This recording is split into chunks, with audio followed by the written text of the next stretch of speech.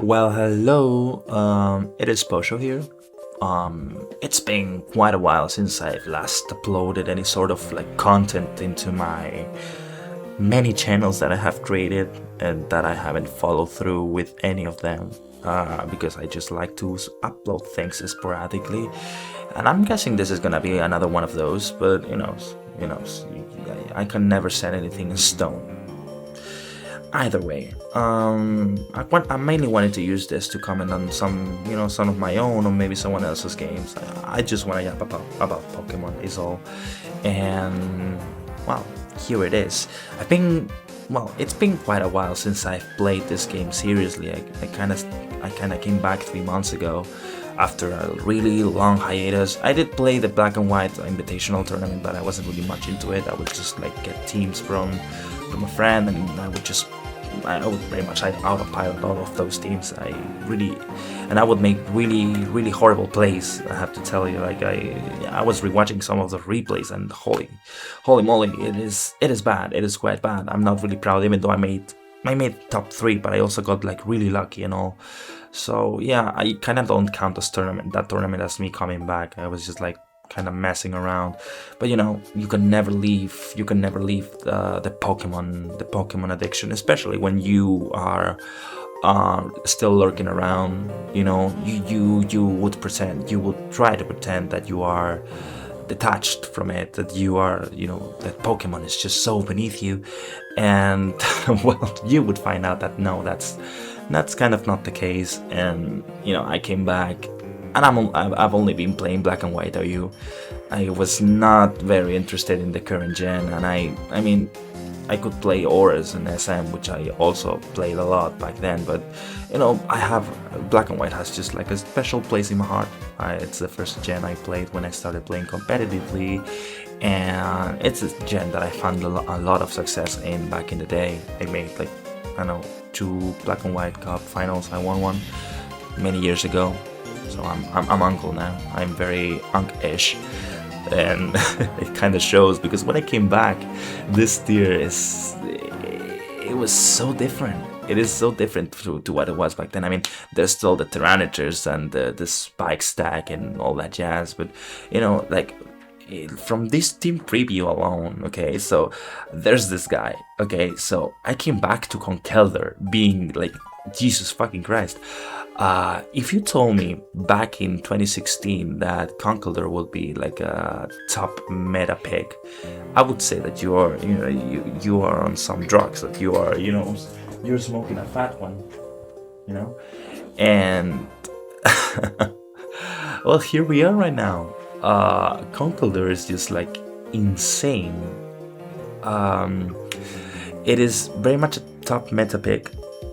It is something that you need to account for when you are building your team. For instance, my opponent has defensive Landorus and an Alakazam, which, they're not enough, but you usually need a strong Psychic. Stab Psychic is usually mandatory in your team, unless you have like a strong physical wall, like would be Brionicles or Slowbro, which both can sort of put a stop to Conkeldurr. But yeah, anyways, Conkeldurr is God. This is one of the big differences that I found in this tier, other than like Clefable. That's another thing. I don't like Clefable at all. Like, oof, I I see it. I hate it when that blob just swoops into a tier and it starts making everything so unfun for everyone. Like, yeah, sure, knock me off, chip me down until I die. So yeah, that's it. So first week, there's my opponent, Quarante8, good friend. He's a very solid player. He makes it far into many circuit tournaments. I know he's very knowledgeable, and I knew this wasn't gonna be an easy week. And well, from the scout, I was scouting his teams, and I noticed that, just as any, sane Black and White player, he relies a lot on sand. Especially, there was a lot of Latios usage, so I took that into account. And So I was not very decided on my teams. I kept changing them. I think I made like a last minute change and all when it came to choosing my teams. Um, and you'll see what I do at the end of the video. So first team that I went with was with this really standard Volcarona team. It's not mine. I didn't build this team. I was given this. This is one of the teams that I was given because I wanted to use Volcarona. I was very, I was very adamant about, you know, about being too, about leaning too much on my habits. And Volcarona, I was told that I don't bring a lot of Volcarona, which is very true. And I was like, oh yeah, well, I don't bring Volcarona, so I'm gonna bring Volcarona. And lo and behold, the thing is, from this team preview alone, is that the thing that I noticed is that, well, as I said before, Jesus Christ, Conkeldurr is like insane against this team. This dies to it, this dies to it, this dies to it. If this is not a specs, which is very unlikely in this new age, Keldeo doesn't usually run choiced items in sand. It's usually like Scald, Tagged, Calm Mind, but it will usually have leftovers like a means to recover its health, unless it's in rain. That's the thing. So I knew that Conkeldurr would be able to 1v1 it. And well, I have Ice Punch for Landorus, and Alakazam is like the only thing that feasibly makes me at the very least switch it out if needed be. But yeah, the matchup is really good because the only thing that I need to do is get rid of this. I only get rid of this, and then Conkeldurr just like kills the rest of the team. And even if it gets weakened, I have this Jirachi with Healing Wish that, you know, pops it back up into full health, and you know, it's back to business. So yeah, I'm gonna lead with it, okay? Because looking into this team, the one thing that gives me trouble is this. Keldeo, especially the toxic Scald variants, are kind of a pain in the ass, and I actually changed my D19 to Lum because I was having so much trouble against it. It was, you know, it was nightmarish to say the least. So I was like, yeah, no leftovers. I'm just gonna run Lum on this, and yeah. Okay, let's go with the first turn. So I lead with Conkeldurr, he goes Keldeo, as suspected. I mean, Keldeo is very much like the best lead against this team. Other than Jirachi, nothing else really wants to stay on it. I mean, my Conkeldurr, I guess. So I was like, yeah, I'm just gonna stay in, 1v1 it, I don't care. I just have to click Drain Punch. I don't really have to do anything else. And I get a crit, which is big, because now he... I mean, now... he cannot live another one, and he goes into Landorus, and here he goes for the Stealth Rock, and I Ice Punch. I decide to stay in Ice Punch. I'm not really, you know, as I said, I'm not very concerned about taking too much damage with this, because, I mean, also another thing from this team is that his only ground assist is Landorus. The rest of it just crumbles down to Earthquake. So getting this read also puts me in a very good position where Landorus just starts nuking him. Even if there's like Ferrothorn in here, I'm just gonna click Earthquake constantly.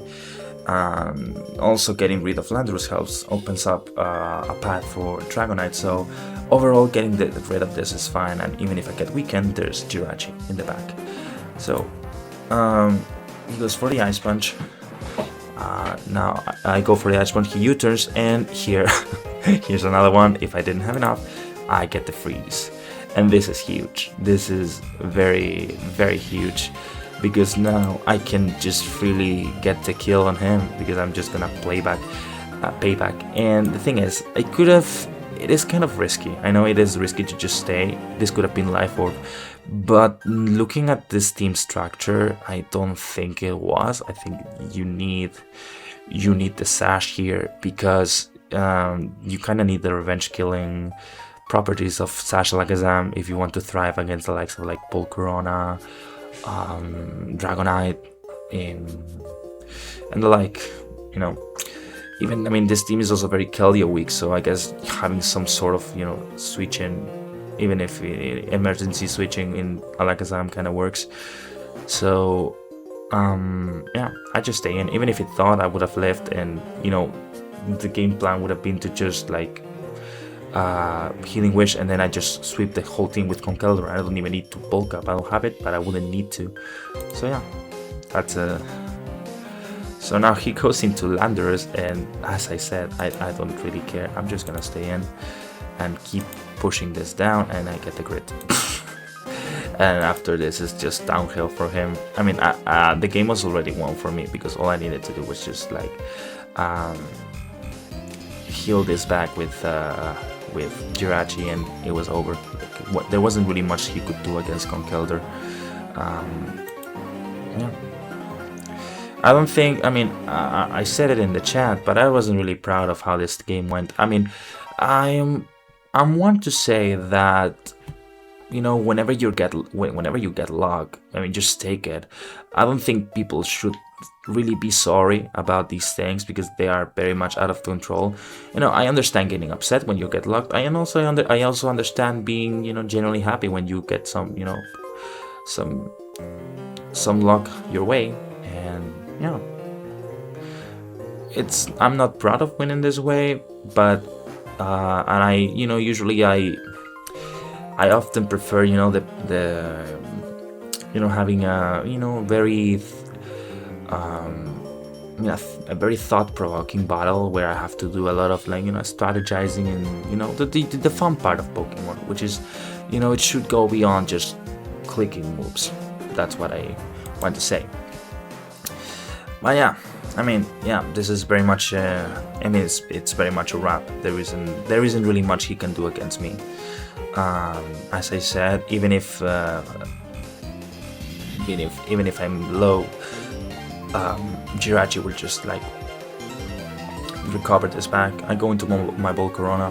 I get the flame body. Yeah, it's not looking good. I don't. As I said, I'm not very proud of how this game goes now. Now I get a crit, which admittedly could have helped him, because if he's cussed up, but he's not. Yeah, sorry, not the not the most strategy-based game. I kind of just got lucky. I hit the Fire Blast through the Iron Head, and now I die from this, and now all I have to do is like win with Conkeldurr or Dragonite. So yeah, first game, not yeah, nothing much else to say. Respects for him for taking it like a champ. He was very nice about this. So second game. Here's my second game, and this guy just brought well, this is a really wild team, and I have to say I like it a lot. I like the looks of it. Like, it looks very macho, I would say, with the Conkeldurr, Haxorus, Garchomp, and I brought a very stylish team. This is one I built. It features Choice Band Dragonite, so it's kind of random because it's like 5 Stallmons, and then there's CV Knight.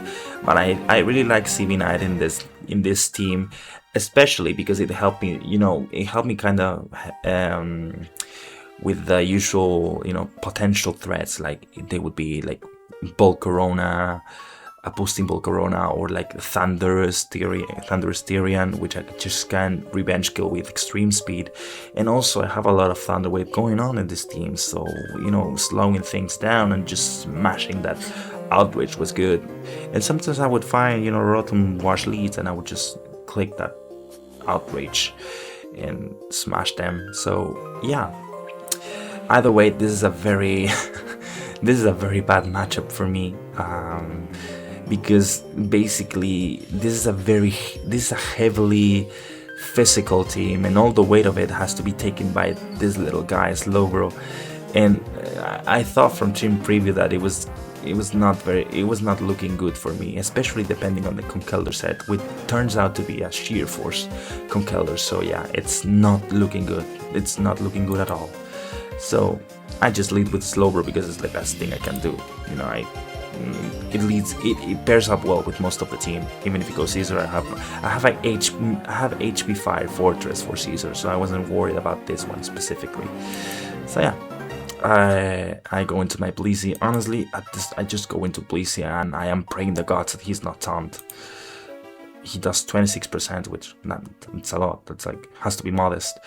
And he goes Conkelder. I go for Seismic Toss, and I don't go for. I should have gone for the rocks, but I go for Seismic Toss because I was scared shitless of taunt. And here comes Conkelder, which I'm very worried about. And so I go into my Dragonite because I don't really know the set that it is carrying. So, and I thought he's not going to Ice Punch. I know anyway. Like, there's no way he's gonna Ice Punch when I have a whole Slowbro here and I have a Fortress. So I knew he was gonna do something else other than, you know, clicking the Ice move. So I just go into Dragonite. And yeah, it is fine. Here it was to be Sheer Force here. And I go back, I double back into Slowbro.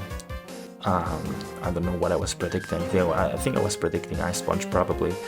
But he goes into Heatran, and once again I'm back forced to go into Bleezy, and you know, same thing repeats. I think in here I actually go for the rocks. I do go for the I go for the soft boil. Yeah, I guess it checks out because I kinda need the health. So I go into my Fortress instead of my Slowbro, because I mean now Dragonite cannot switch in safely. So I go into Fortress because this Fortress is like kind of a wild set. It is HP Fire, Pain Split, Spikes, Rapid Spin. So I knew I could take a few hits from it. I could take a few hits from him and, you know, kind of be safe still, because I would get some of the health back with Pain Split. So I just stay in, and I believe in here I should be going for, I go for the Spike because, you know, I want the chip damage on everything. You know, getting damage on everything is good, and I get crit. I was gonna go for the Pain Split here, and well, it is fair, especially after the first game. He deserved it. So at this point I'm very much losing Fortress was big, because now like Conkeldurr just destroys me. As I said, this match was hard and I needed to get lucky also. So I just go for Heat. I go for Dragonite. I go for the Outrage, and I'm faster, and he lives with 1 HP, which, well, very unlucky. I wish I was luckier with the rolls here. I go into my Gliscor. I am faster. I am a very fast Gliscor, so I'm able to outspeed Escadrilles. And yeah, at this point, I mean, there's still a chance for me to pull this off, but it is looking very hard because he has Scizor. I lost my one-way ticket to counter his Scizor, which is my Fortress. So this just means that at any point, whenever he goes into T-Tar or into Bleezy, I just lose the game. So I go for Pursuit here. He goes for the Hydro. I don't die. I'm a very bulky T-Tar. I'm running Scarf bulky T-Tar. And now I go back into Bleezy because I just, like, the thing here is that I know if I Pursuit here and I die, and I mean, if this dies, then Scizor just comes in and it's grabs. So, you know, I wanted kind of a fighting chance. He goes into Garchomp. I mean, Starmie was not needed anymore here. And he goes for the rocks. I go for the rocks, and now, I mean, this. He goes into Conkeldurr. I believe here I go into T-Tar thinking he was gonna SD, and I was trying to catch it, and I was trying, but no, I cannot do much. I go back into Slowbro. He goes for Mac. I don't die. Obviously, it's fucking Slowbro, why would it die? But, you know, I'm able to catch this. I go for the Scald. I don't get the burn. Burn would have been very nice here because he's Sheer Force, which means that he's not getting an attack boost from this. But no, there's no luck. Also, there's Hackshoes here, so that also was going to destroy me because I am. They run Lum most of the time, so I'm not. You know, I don't think I was gonna pull this off very safely. The only hope that I was drawing from this game was that maybe I was gonna be able to get my Gliscor in, which has taunt, and you know, it would allow me to prevent any, you know, setting up shenanigans to go on. but sadly it doesn't work out like that. I mean, this game is very much lost. I go into my Gliscor, he goes into Starmie. I try to predict, I try to be like, okay, he's gonna go for Rapid Spin maybe, and use that, but yeah, at this point I didn't play it really well and I got unlucky, which fairs because the first game was, a mess. It was not, it was not my best showing. I couldn't really show off my brainy moves there. And I go into Slowbro, I die from a crit, whatever, it's over, I forfeit. And now here comes game 3. And I decide to load the same team. I was very confident in this team. I had tested it quite a bit and I knew it was good. And the thing is, I thought, okay, this is game 3, so he already went for the wild. He already went for the wild team already, so I thought he's gonna go back into safety. He's just gonna, I don't think he wants to run the risk of, me running something else. I'm more offensive. They would have been able to take on that team. So I was like, I'm just gonna go with the same team again. I had something else prepared, but my gut feeling told me that this would still be a fine matchup. And well, I wasn't really 100% correct in that assessment because this team kind of struggles a bit with Alakazam still, even though I have Blissey and I have Dragonite. It's still a very potential threat, and with me not knowing what kind of sets he was running in this team, I had to be careful, especially now. I have a Scarf-Theta in this team, but even though he has Latios there, most of them run Colbor, and from his scouts I could say that he really liked to run that. But since I wasn't really 100% sure, I would still have to, guess what set he was running. So let's go into it. I go into my D-Knight first. I thought, well, maybe he wants to lead with Lando. I have Ice Punch, so I was, trying to catch that. But he goes into D-Knight. I switch out. I don't switch out, I go for the Ice Punch. Actually, I was predicting Landorus because Draco Meteor doesn't kill, and he makes a really good play. I go into my Fortress because Fortress just it hard stops this. I have as I said, I have HP Fire and I have Pain Split, so I'm going to always be able to keep the rocks off from this, so I'm not very worried. And now he goes back into Latios. Very good play. Like in this game, I swear to God, like you're gonna see it throughout the game. He makes a really good reads. Like he kept me on my toes, and at one point I thought I was going to lose this game. Like I thought, there's no way I'm able to overcome this, and yeah. So I have my Teeter. It is a Scarf Teeter, so I'm not. I can superpower, but I don't really want to, take necessary damage from this. So, as per usual, So I clicked too fast. I have to admit it. I read too fast because you see Pain Split and you see Rapid Spin and you same color, and I didn't read. And well, such things can happen. Thankfully, this is just runs of all for Premier League and not small tour finals or classic finals. It's fine. These things can happen.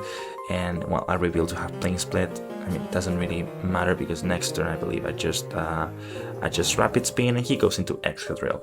And now here's the thing, this thing is threatening. I do have Slowbro, I have Gliscor, but neither of them really want to come into this because it's Sand Force, and Swords Dance is a really potential threat for me.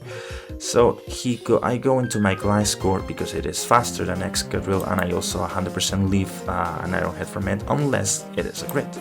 So he decides to stay in, and he takes a good chunk from my Earthquake, and he doesn't die. And this is, you'd think, well, you can probably kill it later. Well, lo and behold, oh, sorry, oh my god, my keyboard. Oh my god. Okay, sorry. Okay, so I go for the Earthquake again. Obviously, I don't want to, I am very psychologically pressured into into clicking the super effective move because there's a +2 Excadrill there, so I'm not gonna take any risks, you know. So I go for the Earthquake, he goes into Latios, and here I just protect. I want to see what he's running. He goes for the Draco Meteor directly, and in here he doubles back into Excadrill, and well, I'm fine here because I have T-Tar. And he goes into Ferrothorn. I go for the superpower because I just want to get rid of this. In hindsight, I probably should have pursued it because, well, Excadrill is very much his win condition here. He doesn't really have a way of breaking my team reliably without Excadrill, and yeah. So I just go for the superpower. Ferrothorn takes some chip from it, and you're gonna see what he does. So he goes. I go for Fortress. Every time Ferrothorn comes in, I just go into Fortress, and then he goes back into Excadrill, and now I just go into Slowbro. He goes for the Iron Head. I guess he was predicting Gliscor, but the thing is, the danger here. Maybe I should have stayed and gone for the HP Fire, but I also didn't want to lose Fortress very early on, because otherwise, if I get too many hazards on my end, then Alakazam is just gonna destroy me. So I didn't really want to take the risk of any crits or any of the sort. So I just go into Slowbro, and the thing is, as you can see, the leftovers are doing wonders for him, because he's just gonna recover HP slowly. And that means that at one point he's gonna be out of range for my Gliscor's Earthquake. So I kind of want to avoid that, but it's really hard because he's not really gonna let Excadrill take much damage now. And it's really hard for me to go into Blissey and set up the rocks. So he goes into the Latios, I go back into Gliscor here, predicting an Earthquake. And well, it doesn't do it, and now instead of protecting, I just go hard Blissey because I think he's just gonna go for the attacking move. This damage reveals me that he's not choice specs at the very least, and I believe here I finally go for the rocks, if I'm not mistaken. Yeah, I go for the rocks here, and well, as I said, he keeps recovering HP. It is becoming increasingly dangerous for me to thread through this game because I'm just struggling. I really need to get this Excadrill out of my way. And you know, I go for the Scald. I don't get the burn. The burn also would have been I kind of won here, but no luck. I mean, I'm not gonna be praying for luck after what happened in the first game. I don't think I deserve it, but hey, you never know. So he goes for, he starts spamming hazards here, obviously. I mean, and once again, I think, he goes into Excadrill. I think I'm playing, at this point I was playing too safe, I have to say. I'm not like looking in this replay, I'm playing very, very safely into this game, and I am allowing Excadrill to gain back so much HP. And now, here's the thing. As I said, I don't want Fortress to take unnecessary damage, because in the long run, the hazards are just going to destroy me. And the thing is, he gets Excadrill in for free. I go for the Spike, and now I'm in danger. I'm in immediate danger, because a Spike up means that Slowbro cannot switch into this that safely. And Gliscor still takes a lot from Iron Head, so I always have to be on my toes and guess the correct move that he's going to go for, which, you cannot always reliably do. It's not that I can read his mind, and going for either Iron Head or Earthquake in this situation, I don't think either play is wrong, so, I have to play a lot of guess games here. So he goes for the Rapid Spin, I go for the Rapid Spin. I mean, it's nothing, and as I said, he keeps recovering HP, and it's not good. This is not good. He's back at 69%. He was at 25 when I EQ'd initially, and now I go for the Slack Off. I don't have Flamethrower in this. I usually run Thunder Wave. I go for the Skull, praying for burn, no luck, and now. This is looking bad for me, because now Slowbro is here. I have rocks up. I cannot go into Fortress. I mean, I can go, but he's just gonna grab momentum back from me. I go into Fortress, and here's the Latios, and I am like, at this point, I'm like, man, this is this is a very bad spot for me. This is very bad because I am losing momentum. The hazards are on my side. I cannot, for the love of my life, I cannot pressure this Excadrill. I've tried to get burns on this Ferrothorn with Scald, and there's no luck on that regard. So yeah, it's not looking good. It's very much not looking good. I go into my T-Tar. He goes for the HP Fire, and I believe in here I just pursued this. I know that, I mean, it was gonna be Cold Burst, so yeah, I couldn't really kill it. And Latios being this low is also very clutch for me. So he goes into Landorus here, and I just, I go into Gliscor, very risky play.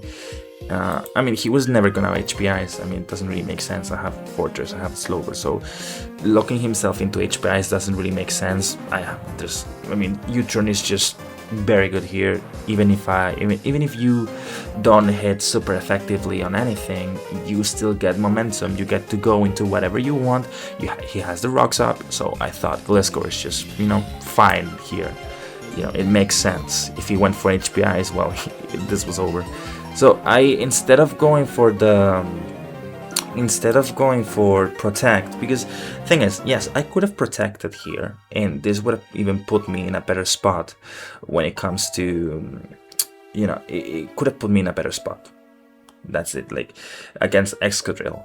But the thing is, anyone would expect protect in this turn. So I think, why not just go into Blissey? He's gonna Psychic in this turn. So whatever the case, I just go into my Blissey, and I believe here I just Sub Boil, which gives another free turn for Excadrill to come in. As I said, it's becoming dangerous, losing momentum. So it's looking very hopeless. I was like losing a lot of hope because Excadrill was almost back to full. Hazards were on my side. There wasn't really anything. There was not much for me to do. It is really hard. Like, at this point I was really, I wasn't giving up, obviously. I cannot be defeatist. There was still some way for me to win. Because, at the very least, Latios was still weakened, So, in Ferrothorn, he took some damage, and it was still possible for me to kill Excadrill. So, I go into my Slowbro, he EQs, he does a shit ton of damage, man. Excadrill with Sand Force is just so strong, and I go into my D-Knight, he EQs again. It is completely fine. Thankfully, he didn't go for the Iron Head. He doesn't really need to risk it. He can just keep pressuring me either way, and because he has the hazards up. So I go back into Slowbro, protecting the Iron Head, and now in here, if I believe I just go back into Gliscor, I decide to risk it, and he goes for the Source Dance. And okay, so here comes the I believe this is where the sequence of plays that changes the whole game begins. So I go into my Dragonite. I decide to sacrifice it. This is gonna be the first Pokemon that dies from it. And here's where I'm like, okay, I kind of have to go Jesus Christ mode. I am losing game. I'm not playing aggressively enough. He has the advantage over me, and so I go into my T-Tar. The thing is, I am a very bulky T-Tar, so I'm very unsure as to whether I can kill this with superpower. But I know for a fact he's not gonna let the thing that beats my whole team lose. Even if he cannot really risk it. That's the thing. So I decide, against the psychological pressure of dealing with a +2 Sand Force Excadrill in front of me with my Scarf Teeter that can die 5 times from any move that it dishes out, I decide to go for the Ice Beam, predicting the Landorus here, and I get it. This was big. This was very much big for me. this place changed everything. And here he goes into Excadrill. I'm not very sure I agree with this play, because what I have to do here is I just have to click Ice Beam, because clicking Ice Beam just puts this back into range of Gliscor. So I just decide to go for the Ice Beam, and I click Ice Beam again. I mean, at this point I was so panicked about this Excadrill that I hoped he just froze. And it is, now it's looking much better for me with Landorus gone, because now my Blissey plus Gliscor can kind of, they can kind of both they can do a lot against this team. That's what I want to say. And here comes the next crucial play. Once again, psychological pressure of having this Excadrill here, very much threatening the hell out of me. I just want to kill it. I want to kill it, and I know my opponent knows this. So here I decide to just go for the knockoff. It wasn't any sort of make round. This was straight up a prediction. I knew he was not, as I said, he cannot let this die. This is the thing that beats my whole team. Without this, he cannot win in any way, because I would just like if this is an Ice Beam, I just will with Gliscor. Fortress stops Ferrothorn, Blissey stops Alakazam unless crits.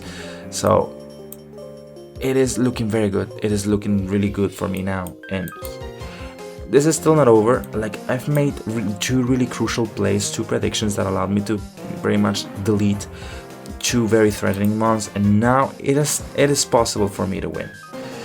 But once again, he makes a really good read. Like, he made a lot of really good reads with his Excadrill, and that's what really put me on edge in this game. So I go back into Fortress. I was predicting the Iron Head here, and then I go back into Gliscor, knowing he's just gonna try to Earthquake me. I don't think he wants to take a Pain Split in the face, because this still can recover back into full. And now I can just like go for Earthquake. He goes into T-Tar, and I don't kill it in 2 hits, which, holy shit, like, this is so weak. But I go for the Protect to see if he had Ice Beam. Ice Beam does kill me. I'm not a especially defensive Gliscor, so I would just die from it. And well, it turns out he isn't. He goes for the Crunch. He crits me. Gliscor does take a lot of, and from now on it keeps just taking crits. And here he makes a really good read. That crit kinda yeah, I just go for the Protect because I just wanted to get some HP back, and he reads this beautifully. Like, he played this game so well. I think I made really key, crucial predictions in this game, but man, he kept me on my toes. It was really hard. And so now I go for the Protect, and now once again he's back to pressuring me. He goes for the Swords Dance, so he lets the Excadrill die. I believe this was a roll, which, like, the roll was very much in my favor, I believe, when I was calculating this. So now that Excadrill is gone, I mean, it's still possible for me to lose because rocks are up. There's a whole ass Alakazam here, which is life for Alakazam, by the way. So it's still looking very scary. And in here, so the fun part about this turn, this is a max roll. He gets a max roll in this turn, okay? And then in the next one, he gets a min roll. Like, he got actually absolute max and an absolute minimal roll, which allows me to just like Thunder Wave this. I was literally just clicking. I was just like, okay, just die slower, and then I was like, okay, I get the Thunder Wave, which is big. Like, this is very big. I go into Blissey, and now it's almost over. It's not entirely over because I still have to eliminate this Ferrothorn. I also have to make sure that Alakazam is in range of Earthquake. I go for the Rack, so T-Tar doesn't, come in again and try to prevent me from going for Pain Split. And he goes into, I just go into Fortress. And yeah, it's, as I said, it's not 100% over. it's still it's still lose like this is still losable because my Gliscor is not 100% full. Ferrothorn can do some funny stuff with Power Whip and the like. So in here, all I'm doing is just like trying to keep hazards off, fishing this and that. But yeah, as I said, Ferrothorn does take another crit. Sorry, Gliscor does take another crit, which is big because this is just lazy. I mean, this puts me in a very dangerous spot. I mean, the game is almost over, I would say, but getting another crit in this turn would be like massive. So I just have to, grin and bear it. It is a very it's a very scary situation. I think I should have been, I should have been safer with my Gliscor. I should have played it much better, but it is what it is. Cannot complain much. I think I've done my due diligence to get myself in this position, given that I thought I was just going to lose. But I guess I can be proud. I go for the HP fire, which does absolute nothing to it. Even it's not even rain. It's not even in rain, and it's just taking so little from it, which is very sad. And now he goes into Alakazam, I go into Blissey, yada yada, same thing. And now in here, I decide to make an aggro play, and I go into Gliscor. Obviously, he's not going to let Alakazam die still. So I decide, okay, let's go into Gliscor. I need to get the HP back if I want to win, because I very much put myself in this position by being really careless with my Gliscor. So he goes for the spike in here, and now he sacks T-Tar because this way he can prevent me from going for the rapid spin.